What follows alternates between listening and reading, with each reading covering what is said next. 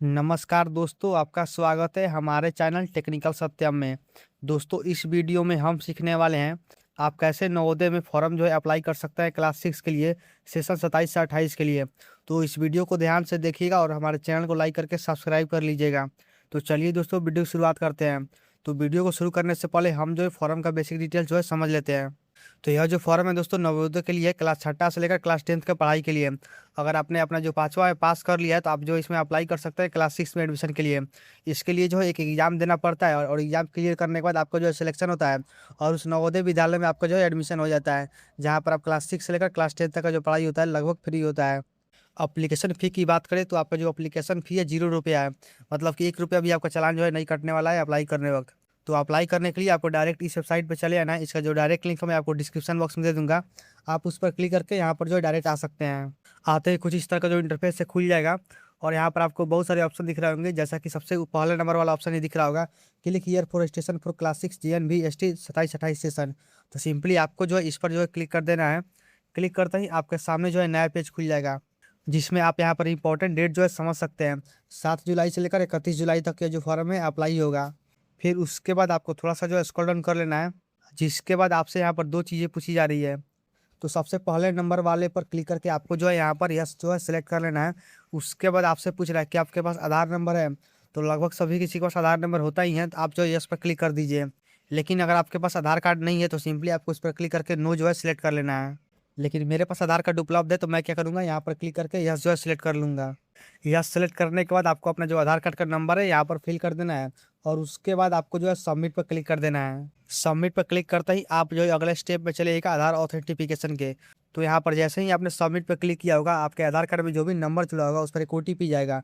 Simply इस OTP को लिखकर आपको वेरीफाई कर लेना है और उसके बाद सबमिट पर क्लिक कर देना है। लेकिन दोस्तों, ऐसा भी हो सकता है आपके आधार कार्ड में कोई भी नंबर नहीं जुड़ा हो, तो सिंपली इस पर क्लिक करके यहाँ से नो सेलेक्ट कर लेना है। अगर आप नो सेलेक्ट कर लेते हैं तो आपके आधार कार्ड वेरीफाई करने की ज़रूरत नहीं है। और फिर उसके बाद आपको सबमिट पर क्लिक कर देना है। सबमिट पर क्लिक करते ही आप अगले स्टेप में चलिएगा निवास प्रमाण पत्र अपलोड करने के। तो सिंपली आपको निवास प्रमाण पत्र है अपलोड करना जरूरी है, तो आप इसको ब्लैंक नहीं छोड़ सकते हैं।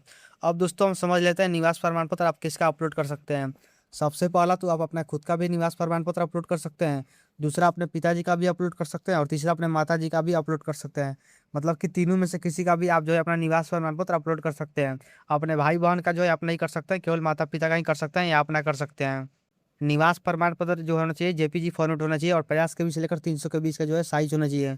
अपलोड कर देने के बाद आपको सबमिट पर क्लिक कर देना है। सबमिट पर क्लिक करते ही आपके सामने नया पेज खुल जाएगा फॉर्म अप्लाई करने का। तो सबसे पहले यहाँ पर आपसे पूछ रहा है कैंडिडेट नेम, तो यहाँ पर अपना नाम है इंग्लिश में आपको लिख देना है। फिर यहाँ पर पूछ रहा है फादर नेम, तो यहाँ पर अपने पिताजी का नाम है आपको इंग्लिश में लिख देना है। फिर अगले स्टेप में आपसे पूछ रहा है मदर नेम, तो यहाँ पर अपने माताजी का नाम है इंग्लिश में लिख देना है। इस पर क्लिक करके अपना जेंडर है सिलेक्ट कर लेना है, आप लड़का है कि लड़की हैं। तो अगर लड़का है तो मेल पर क्लिक कर दीजिए, अगर आप लड़की हैं तो फीमेल पर क्लिक कर दीजिए। फिर अगले स्टेप पर क्लिक करके अपना डेट ऑफ बर्थ है आपको सिलेक्ट कर लेना है। डेट ऑफ बर्थ आपका होना चाहिए आधार कार्ड के हिसाब से ही होना चाहिए। उसके बाद यहाँ पर आपको अपना मोबाइल नंबर है आपको लिख देना है। फिर अगले स्टेप में आपसे ईमेल आईडी पूछ रहा है, तो यहाँ पर अपने ईमेल आईडी है लिख दीजिए। फिर पूछ रहा है आपको कैटेगरी, तो कैटेगरी पर क्लिक करके अपना जाति कैटेगरी आपको सिलेक्ट कर लेना है। अगर आप जनरल के अंदर आते हैं तो जनरल पर क्लिक कर दीजिए, अगर SC ST के अंदर आते हैं तो SC ST पे क्लिक कर दीजिए। यहाँ पर आपको खोज कर अपना क्लिक कर देना है। फिर अगले स्टेप में आपसे पूछ रहा है विकलांगता, मतलब कि क्या आप दिव्यांग है कि नहीं है। तो अगर आप दिव्यांग है तो इस पर क्लिक कर दीजिए, अगर नहीं है तो नो पर ही क्लिक करने दीजिए। फिर अगले स्टेप में आपसे पूछ रहा है पता, तो यहाँ पर अपना एड्रेस है आपको बता देना है। अब एड्रेस में दोस्तों अपने गांव का नाम, अपने पोस्ट ऑफिस का नाम, अपने थाना का नाम, अपने ब्लॉक का नाम और अपने जिला का नाम है, पाँचों आपको लिख देना है। फिर यहाँ पर अपना पिन कोड है आपको लिख देना है। उसके बाद आपसे पूछ रहा है रेसिडेंशियल डिटेल्स, तो इस पर क्लिक करके अपने राज्य का नाम है सेलेक्ट कर लेना है, आप किस राज्य के निवासी हैं। फिर इस पर क्लिक करके अपने जिला का नाम है आपको सिलेक्ट कर लेना है और फिर इस पर क्लिक करके अपने ब्लॉक का नाम है आपको सिलेक्ट कर लेना है, जिस ब्लॉक के भी आप निवासी हैं।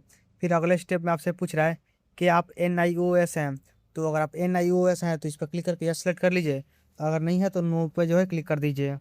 NIOS का मतलब होता है national institute of open schooling, मतलब कि क्या आपने ओपन स्कूल से पढ़ाई किया आपने 5वीं तक का। अगर आपने 5वीं तक का पढ़ाई NIOS से किया है तो सिंपली आप यहाँ पर यस क्लिक कर सकते हैं, नहीं तो नो पर ही क्लिक करने दीजिए। फिर अगले स्टेप में आपसे पूछ रहा है क्या कक्षा 5 की पढ़ाई और का जिला और निवास जिला एक ही है, मतलब कि क्या आप जिस जिला में रहते हैं उसी जिला से अपना क्लास 5th का भी पढ़ाई कर रहे हैं। अगर कर रहे हैं तो इस पर क्लिक कर दीजिए, अगर नहीं कर रहे हैं तो नो पर क्लिक कर दीजिए। फिर अगले स्टेप में आपसे पूछ रहा है कैंडिडेट डिटेल्स। तो यहाँ पर आपका जो है राज्य का नाम, आपके ब्लॉक का नाम और अपने जिला का जो नाम है यहाँ पर आ जाएगा। फिर अगले स्टेप में आपसे पूछ रहा है परीक्षा का माध्यम, मतलब कि आप अपना जो परीक्षा देना चाहते हैं किस भाषा में देना चाहते हैं। तो अगर आप हिंदी में तैयारी करते हैं तो इस पर क्लिक करके हिंदी सेलेक्ट कर लीजिए। तो अगर इंग्लिश में तैयारी करते हैं तो इंग्लिश जो है सेलेक्ट कर लीजिए। यहाँ पर आपको जो है अपना खोज लेना है।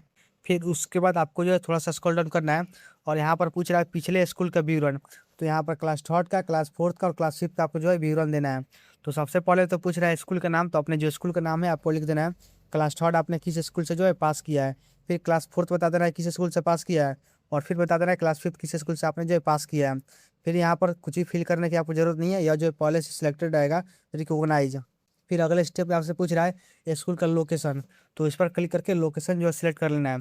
लोकेशन में आपके पास दो ऑप्शन दिख रहे होंगे, पहला तो रूरल और दूसरा urban। अगर आप गांव में रहते हैं तो रूरल पर क्लिक कर दीजिए, अगर आप शहर में रहते हैं तो urban पर क्लिक कर दीजिए। मतलब कि आपका जो इंस्टीट्यूट है अगर गांव में है तो रूरल पर क्लिक कर दीजिए, और अगर शहर में है तो urban पर क्लिक कर दीजिए। फिर उसके बाद लाइन बाय लाइन आपको जो है दोनों पे भी रूलर जो है क्लिक कर देना है। उसके बाद यहाँ पर आपसे पूछ रहा है प्रवेश लेने का वर्ष और उत्तीर्ण होने का वर्ष। तो यह जो है पहले से सिलेक्टेड रहेगा, आप इसमें कुछ भी छेड़खानी मत कीजिए। फिर उसके बाद अगले स्टेप में आपसे पासपोर्ट साइज फोटो अपलोड करने के लिए बोल रहा है। तो इस पर क्लिक करके अपना जो पासपोर्ट साइज फोटो है आप अपलोड कर दीजिए। 10 KB से लेकर 100 KB के बीच में आपका जो है साइन होनी चाहिए। फिर इस पर क्लिक करके अपना जो सिग्नेचर है अपलोड कर दीजिए। 10 KB से लेकर 100 KB के बीच में आपका जो है साइन होना चाहिए। आपका जो सिग्नेचर होना चाहिए व्हाइट पेपर पर ब्लू पेन से होना चाहिए। फिर अगले स्टेप में आपसे पूछ रहा है माता या पिता का हस्ताक्षर। तो अपने माता या पिता में से किसी एक का जो है हस्ताक्षर अपना जो है इस पर क्लिक करके अपलोड कर देना है।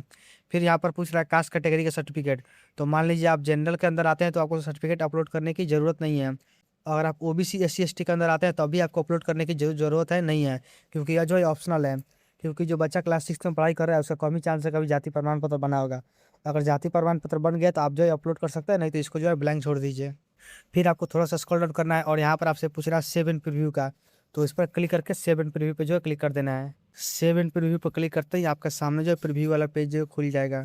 अब दोस्तों ऊपर से लेकर नीचे तक अपना जो डिटेल्स है मैच कर लीजिए, आपने सही भरा है कि नहीं भरा है।